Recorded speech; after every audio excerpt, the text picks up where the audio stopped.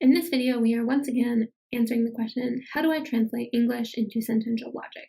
This is part 2, so we'll be taking a deeper dive. We'll be looking at some harder translations, what the rules are for well-formed formulas in sentential logic, and identifying the main connective of a sentential logic expression. So recall that we have 5 connectives. We have the conjunction, disjunction, conditional, biconditional, and the negation. So if you're looking at a sentence in English and you're wondering, well, which connective should I be using to translate this? We can use some indicator words to help us with these kinds of translations. So remember that before we had indicator words for what the premises versus the conclusions were of an argument. Similarly here, we have indicator words for each of the connectives that we have. So consider first the conjunction. Indicator words include, unsurprisingly, and, but maybe more surprisingly, although, but, and unless are all translated as the conjunction. To give an example of although being used as a conjunction, consider the sentence, although it's raining, it's sunny. What we've done is we've taken the conjunction of it's raining and it's sunny with the although. And so we just translate that with the conjunction. The disjunction is indicated by the word or if we have an expression like either ... or. Those both indicate the disjunction. The conditional is often indicated with an if blah blah blah, then blah blah blah. But also sometimes the only if is used to express the conditional. So to give an example of this, suppose that I say, I will complete the assignment only if you help me. Then consider when that would be false. Well, it would be false if I've completed the assignment, but you haven't helped me. This means that it's equivalent to saying, if I completed the assignment, then you helped me. The next one is the biconditional. So for this, if and only if is what we'll see mostly in this class. But you might also see just in case. And then if you're reading philosophy, you might also be seeing necessary and sufficient.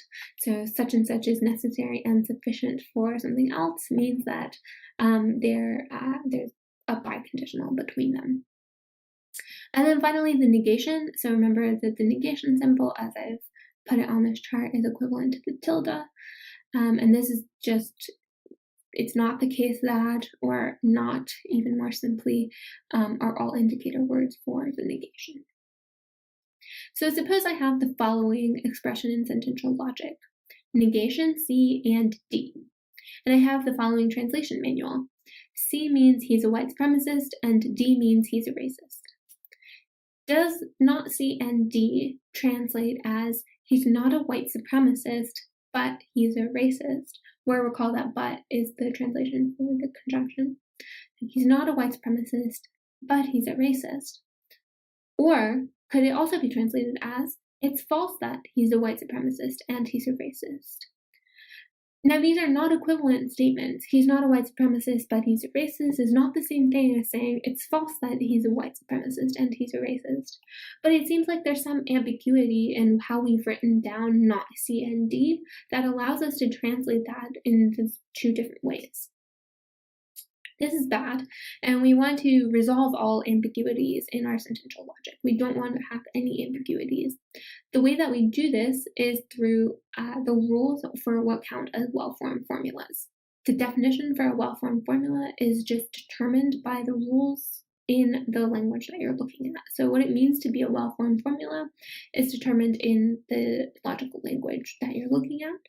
So the rules for well-formed formulas in sentential logic are what we're going to be going through now. So firstly, any sentence letter on its own counts as a well-formed formula. So for example, you can just take the letter A. If it's just hanging out on its own, that counts as a well-formed formula. If you have a well-formed formula like phi, then the negation of that well-formed formula directly, no parentheses or anything needed, is also a well-formed formula. Similarly, if you replace the negation sign with a tilde, that works too.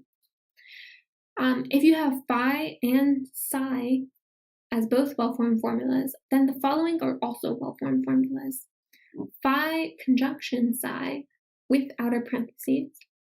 phi or psi, again, outer parentheses, phi implies psi, or if phi then psi, with outer parentheses, and phi if and only if psi, also again, outer parentheses.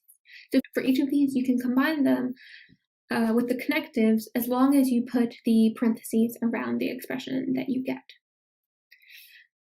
And the most important rule for well-formed formulas is that nothing else counts. So these are rules, and anything else that you see that doesn't follow these does not count as a well-formed formula.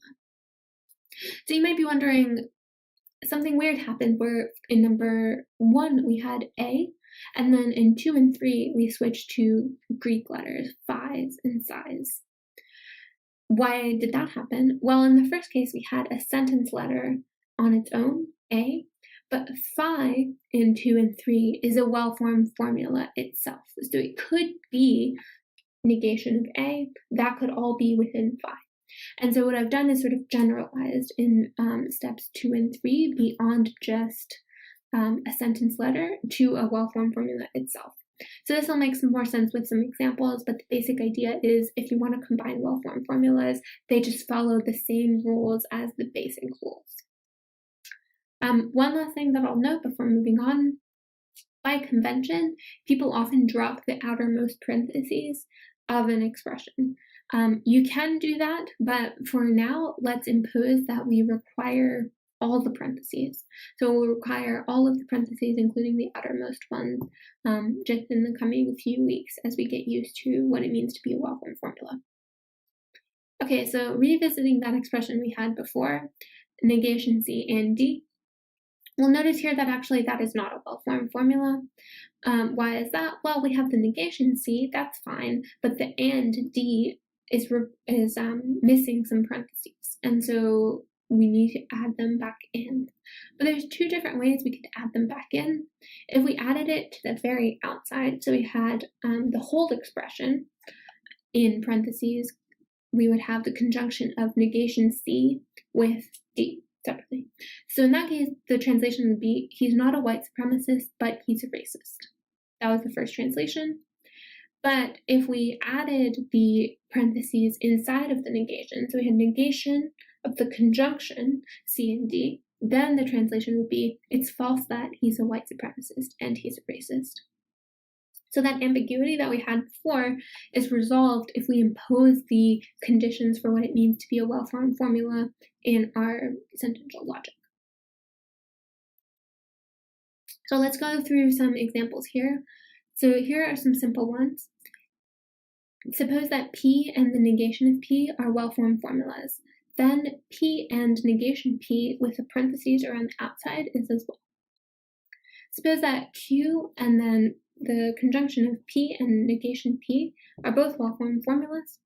Then if we put a disjunction between those two, so we have Q disjunction P and not P, parentheses around the outside, that is also a well-formed formula.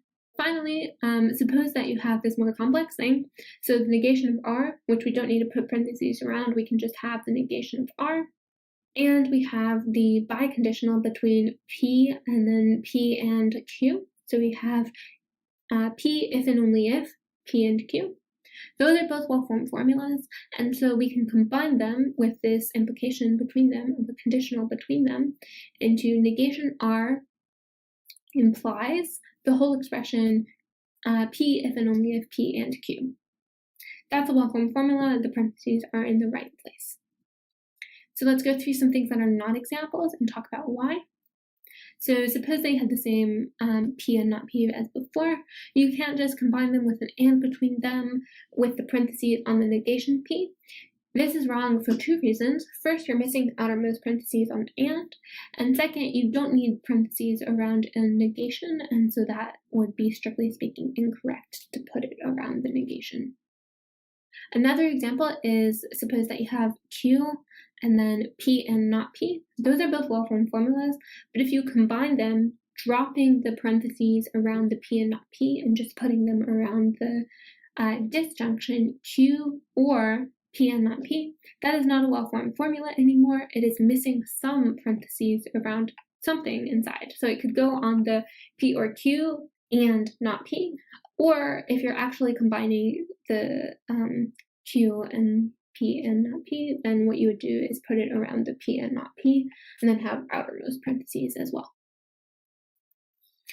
Okay, and then the final one, suppose that you have a well-formed formula, not R, but then you have another expression which is not a well-formed formula, and it is P biconditional P and Q. That's not a well-formed formula because it's missing some parentheses either around the biconditional or around the conjunction. Some parentheses are missing. So even if you combine them correctly, so you put an implication and then you put the outermost parentheses, you've combined them in the correct way, because you started with something that wasn't a well-formed formula, you're not going to end up with a well-formed formula. So that last expression is not a well-formed formula. As we go forward, these will become easier to identify, and you should always just ask yourself, is this uniquely readable? Or is there some ambiguity in the way that it's written that makes it not uniquely readable? The last part of this lesson is about identifying the main connective. Now, the main connective is the last connective that gets added in the construction of the well-formed formula. And because our formulas are uniquely readable, we can always identify the main connective of them. So let's go through an example to see how this works. Suppose that you have the following expression. The colors will matter in a second, but ignore them for now. You have the expression negation of R implies parentheses P if and only if parentheses P and Q. Now we can start from the subcomponent and work our way out. We can start with this P and Q. We know that this is a well-formed formula because it has parentheses around the outside. Then we know that P biconditional P and Q is also a well-formed formula because it, again, has parentheses around the outside. Then we have this negation of R. This is a well-formed formula because we do not require parentheses if we're just going to be negating a sentence letter. Finally, we look at the implication. Negation R implies this biconditional expression. We notice that this is the last connective that was used in the construction of this well-formed formula. So we can break it apart in this way, and this allows us to identify the main connective. In this example, the main connective is the error of the implication. We'll see the importance of identifying the main connective as we move on to truth tables. When we do truth tables, we'll need to identify the main connective of a formula before we even begin constructing our truth table.